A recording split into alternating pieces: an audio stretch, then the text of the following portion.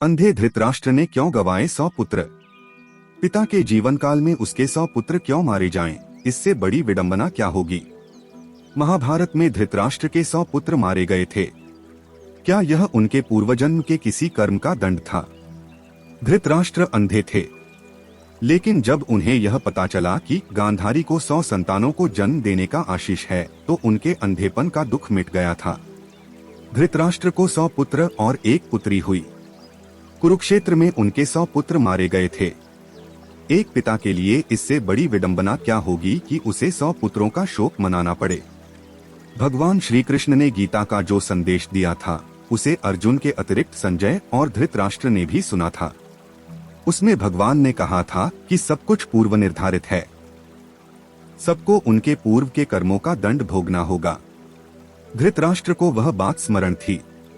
दुर्योधन और दुःशासन मुख्य रूप से पांडवों और द्रौपदी के दोषी थे। उनके मारे जाने को तो धृतराष्ट्र कर्मदंडों से जोड़ रहे थे, पर शेष पुत्रों की तो कोई भूमिका ही न थी। वे क्यों मारे गए? यह प्रश्न धृतराष्ट्र को कचोटता था। महाभारत युद्ध समाप्त होने पर धृतराष्ट्र ने श्री कृष्ण से पूछा, मैं अंधा पैदा हुआ, मेरे 100 पुत्र मारे गए। भगवान, मैंने ऐसा कौन सा पाप किया है जिसका यह दंड मिल रहा है? आपने अर्जुन से कहा था कि जो हो रहा है वह कर्मों का दंड है। मेरे अंधे होने और 100 पुत्रों के मारे जाने के पीछे क्या कारण है? कृपया यह मुझे बताएं। अपने पुत्रों को खोने की पीड़ा से उबरने में यह काम आएगा। श्री कृष्ण ने कहा, महाराज धृतराष्ट्र, आपने उचित ही सुना था। कर्मों का दंड भोगना पड़ता है, उससे किसी को छूट नहीं है। राजा और समर्थवान लोगों को कर्मों का दंड विशेष रूप से भोगना पड़ता है। ईश्वर उन्हें समर्थवान बनाते हैं तो उनसे ज्यादा जिम्मेदार होने की आशा रखते हैं। कुछ पाने के लिए कुछ तो देना ही पड़ेगा न महाराज। आप इस जन्म में भी राजा हैं, पूर्व जन्म में भी राजा थे, पर आपने कई पाप कर्म किए। धृतराष्ट्र अधीर हो गए। वह बोले, केशव, मैंने इस जन्म में जो किया वह मेरे सामने है। एक राजा और एक बड़े परिवार का मुखिया होने के नाते मुझे वही उचित लगा। पूर्व जन्म का रहस्य जानने को उत्सुक हूँ।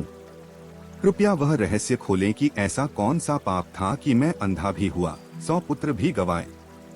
दोस्तों, आगे बढ़ने से पहले अगर आप चैनल पर नए हैं तो चैनल को जल्दी से सब्सक्राइब कर ले, जिससे आपको ऐसी ही दिलचस्प और जरूरी जानकारी मिलती रहे।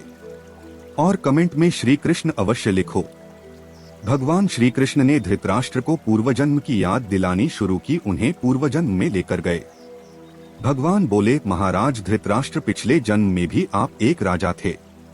आपके राज्य में एक तपस्वी ब्राह्मण रहते थे।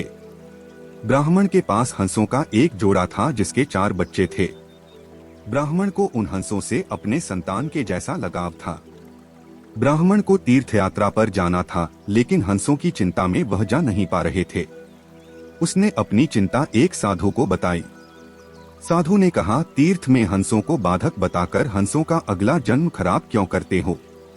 राजा प्रजापालक होता है, तुम और तुम्हारे हंस दोनों उसकी प्रजा हो। हंसों को राजा के संरक्षण में रखकर तीर्थ को जाओ।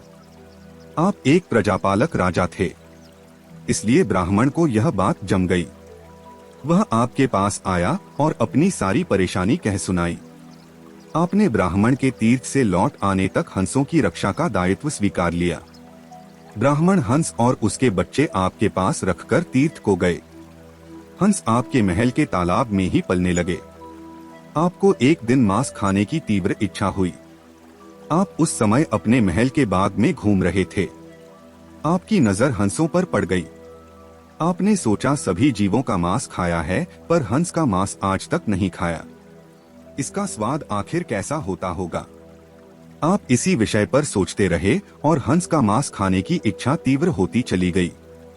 यह इच्छा अब पराकाष्ठा पर पहुंच गई और आप खुद को रोक न पाए। आपने हंस के 2 बच्चे भूनकर खा लिए। उसका स्वाद आपकी जिह्वा को लग गया। हंस के एक-एक कर 100 बच्चे हुए।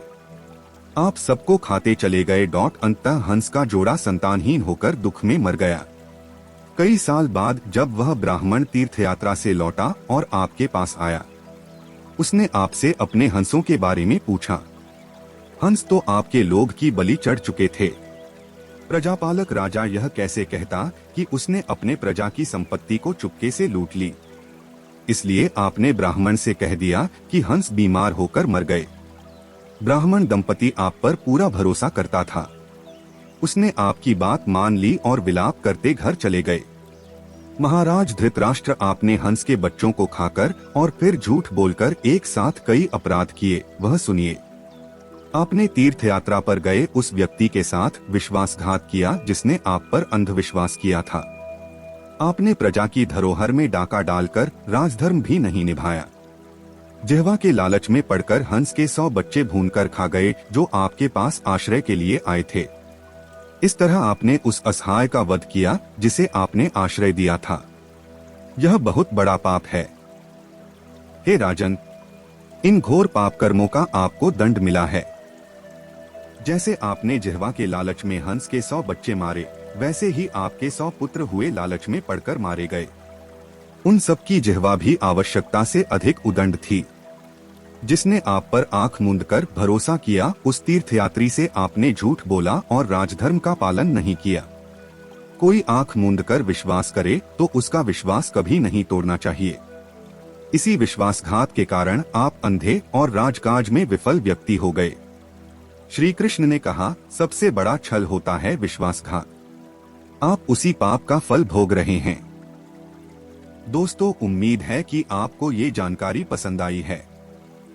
अपनी श्री कृष्ण भक्ति व्यक्त करने के लिए कमेंट में जय श्री कृष्ण अवश्य लिखो और वीडियो को लाइक करें और जल्दी से चैनल को सब्सक्राइब कर ले, जिससे आपको ऐसी ही दिलचस्प और जरूरी जानकारी मिलती रहे। तो मिलते हैं अगले वीडियो में किसी नए रोचक जानकारी के साथ। वीडियो को लाइक करने के लिए आपका बहुत बहुत धन्यवाद। जय श्री कृष्ण।